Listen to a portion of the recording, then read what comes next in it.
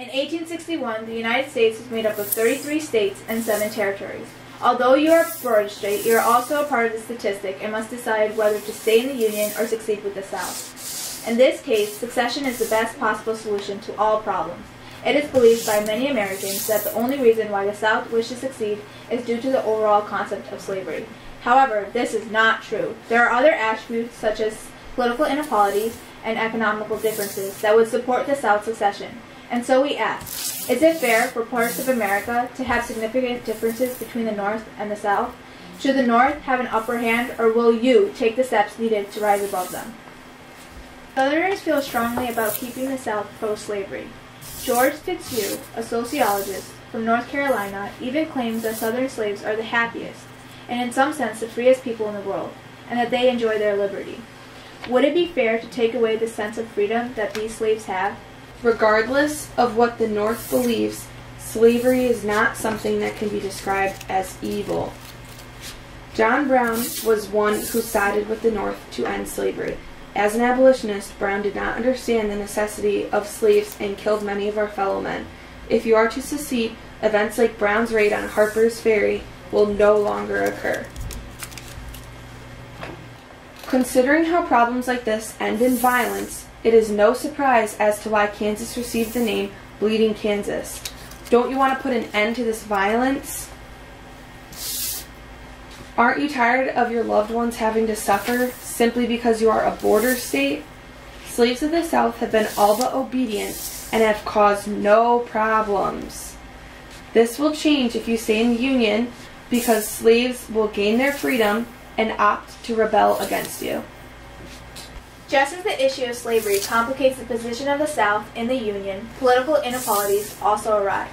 The federal government feels they need to have more control.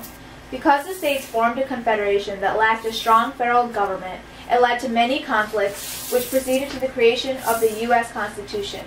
Wouldn't you, as a state, want to act independently? How is that possible if you are incapable of doing so because of your government? You, as the state, should be the one to choose to accept certain federal acts. Due to this, the notion of nullification was presented so that you can have the right to rule federal acts as unconstitutional.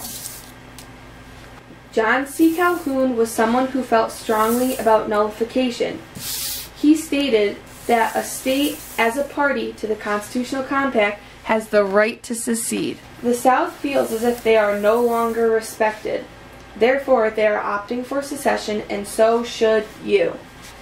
Yes, Abraham Lincoln stated that states are perpetual and that they should stay together, but the South feels otherwise.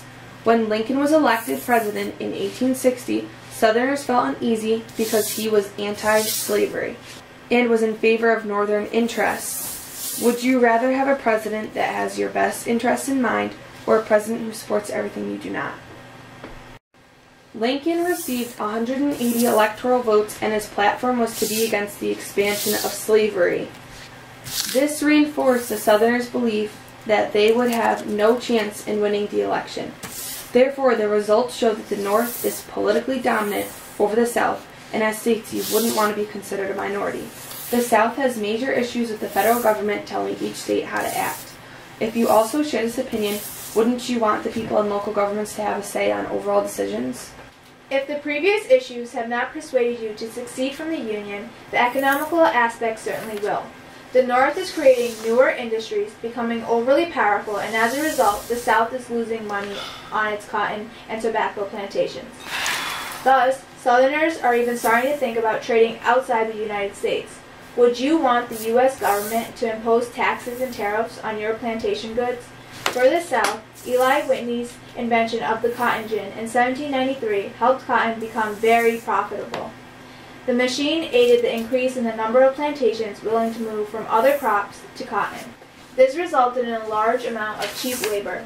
Thus, the Southern economy became a one-crop economy which depended solely on cotton and therefore slavery. Wouldn't you want to be a part of a successful economy without the impositions of the North?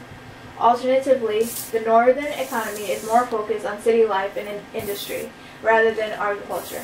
The Northern industries are taking the South's raw cotton and converting it into finished goods.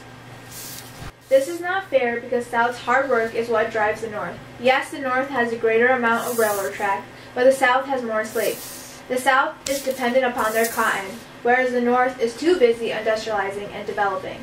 The North's economic strengths are so overwhelming with their population, industrial workers, manufacturing goods, railroad mileage, and corn, while the South's economic strengths were only cotton bills.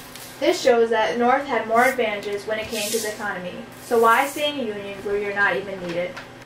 The South is afraid that the abolitionists in the North are going to outlaw slavery after electing Abraham Lincoln. For many years since the adoption of the Constitution, the South were the ones conquering the government. However, the North is gaining more and more control and the northern population is booming. The South is angry that they are losing power and feel that they should succeed. Do you really want the South to lose control? Slavery, political differences, and economic disproportion were several reasons why the South believed they no longer wanted to remain in the Union. It is urgent that you follow suit with the South and succeed.